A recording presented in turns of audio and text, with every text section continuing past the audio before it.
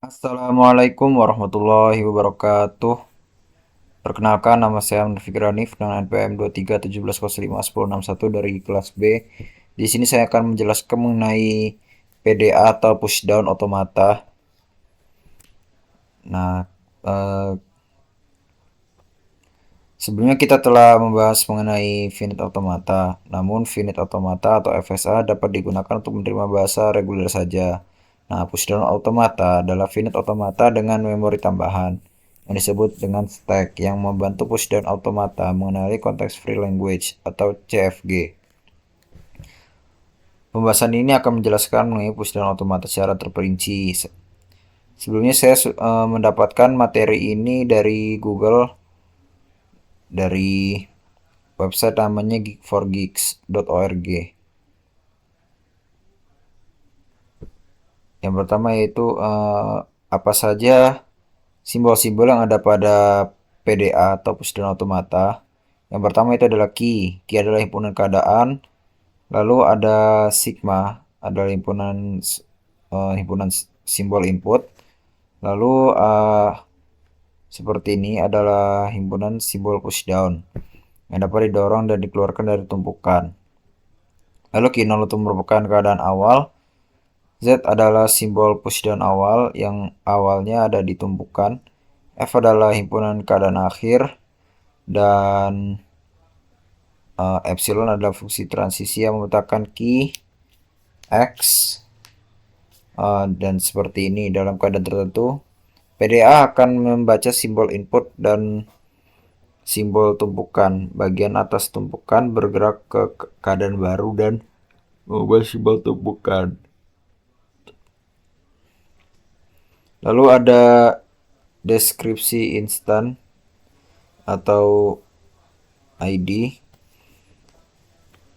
Instant description adalah notasi informal tentang bagaimana PDA menghitung string input dan membuat keputusan apakah string tersebut diterima atau ditolak.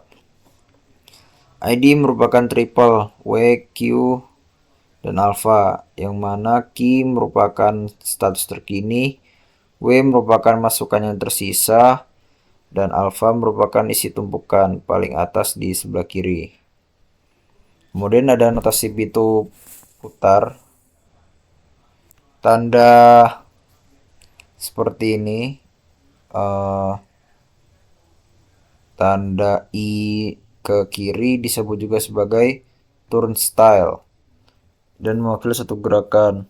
Tanda turnstile bintang mewakili serangkaian gerakan. Misalkan ada sebuah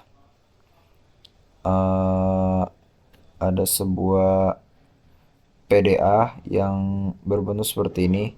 Ini menyiratkan saat melakukan transisi dari keadaan P ke keadaan Q, simbol input B dikonsumsi dan bagian atas tumpukan T diganti oleh string baru alpha. Dari awalnya seperti ini menjadi seperti ini. Berikut adalah ada contoh soal dari pushdown automata. Tentukan automata pushdown untuk bahasa A pangkat N, B pangkat N untuk N lebih besar dari 0. Maka solusinya adalah M sama dengan dimana Q itu merupakan elemen dari Q 0 dan Q 1 dan inputnya itu adalah A dan B. Dan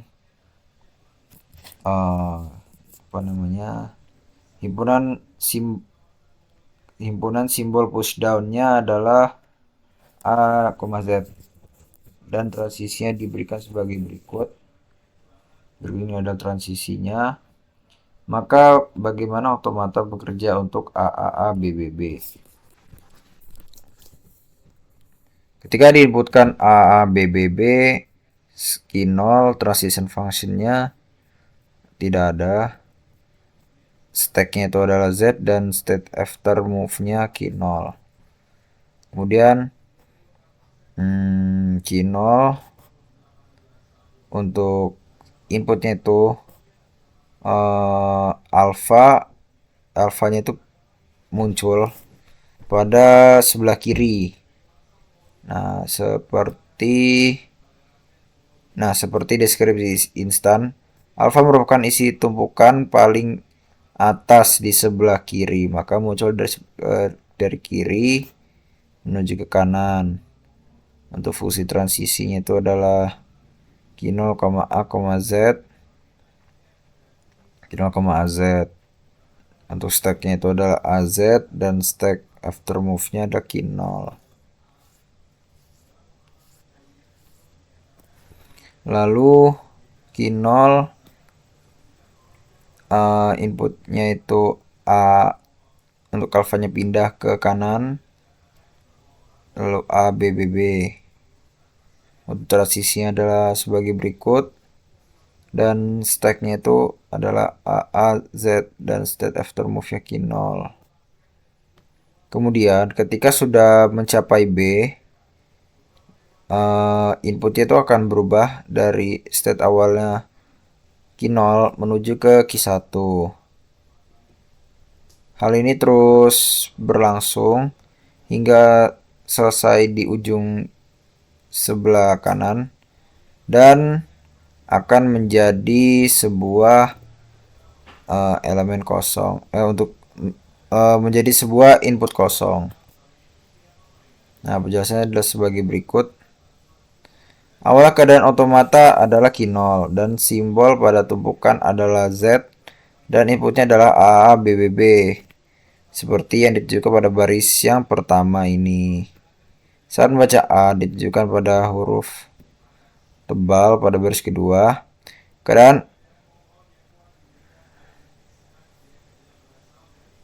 Keadaan akan tetap Q0 dan akan mendorong simbol A pada tumpukan. Nah, dari Q0 akan mendorong A ke A untuk muncul ke arah kanan dan mendorong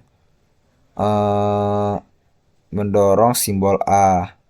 Simbol A-nya ini muncul. Pada input A berikutnya ditunjukkan oleh baris ketiga akan mendorong simbol lain A pada tumpukan. Setelah membaca 3A menjadi AAZ, AAZ dengan A di atas.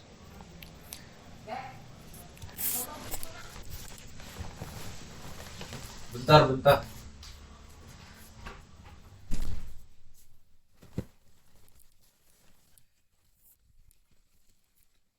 AZ dengan A di atas setelah baca B seperti ditunjukkan pada baris kelima akan muncul A dan pindah ke keadaan Q1 dan tumpukan akan menjadi AZ. Ketika semua B terbaca, keadaan akan menjadi Q1 dan tumpukan akan menjadi Z di akhir. Di baris ke-8 pada simbol input kosong dan Z pada tumpukan akan menjadi Z dan tumpukan akan kosong. Jenis penerimaan ini disebut sebagai penerimaan oleh tumpukan kosong. Diagramnya adalah sebagai berikut.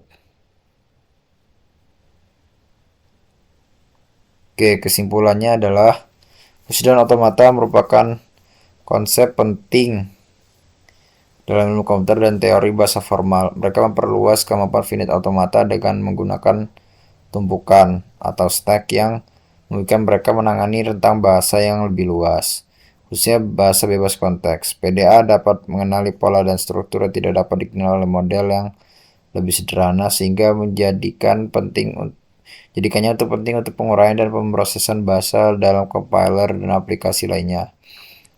Memahami PDA membantu kita dalam memahami cara kerja dan sistem yang lebih kompleks dan meningkatkan pengetahuan kita tentang komputasi dan algoritma. Selanjutnya itu adalah contoh soal mengenai PDA.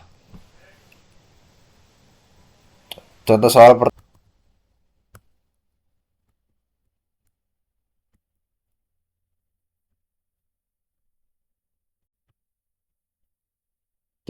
untuk PDA. Nomor 1, diberikan sebuah bahasa L, A pangkat N, B pangkat N untuk N lebih besar dari 1. Jelaskan secara formal PDA yang dapat menerima bahasa I. Nah, secara formal bahasa dapat dideskripsikan sebagai berikut. Set statusnya key, yaitu key 0, key 1, dan key accept. Alfabet inputnya adalah A, B, stacknya itu atau presiden otomatanya Z0 dan X. Status awalnya key 0, simbol awal Z, stacknya Z0, status akhirnya key accept, sehingga menghasilkan fungsi transisinya adalah sebagai berikut. Dan di akhir adalah key 1 input kosong Z0 menuju key accept dan Z0. Untuk soal nomor 2, diberikan PDA sebagai berikut.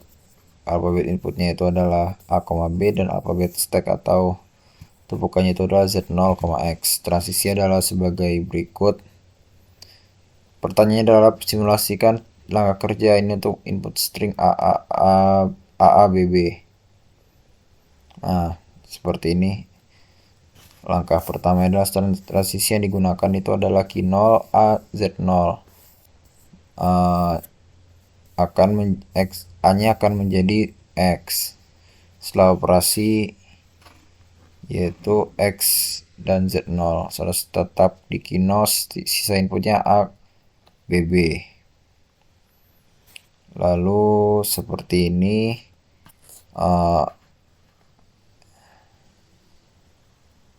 akan muncul X lagi di operasinya. Statusnya tetap di key 0, sisa inputnya BB. Lalu yang langkah ketiga, transisi yang digunakan untuk key 0 B, X menjadi key 1 dan input kosong. Stack setelah operasinya adalah sebagai berikut. Setelah statusnya berpindah ke key 1 karena sudah memiliki epsilon, sudah memiliki input kosong. Langkah keempat, stack setelah operasinya adalah sebagai berikut. Statusnya tetap di key 1, sisa inputnya adalah epsilon kosong. Di langkah ketiga tuh sisa inputnya adalah B. Langkah kelima, input selesai. Transisi yang digunakan itu adalah sebagai berikut. Stack setelah operasinya Z0, status berpindah ke key accept. Oke, demikianlah pembahasan mengenai push dan otomata dalam mata kuliah teori bahasa dan otomata. Saya akhiri, wassalamualaikum warahmatullahi wabarakatuh.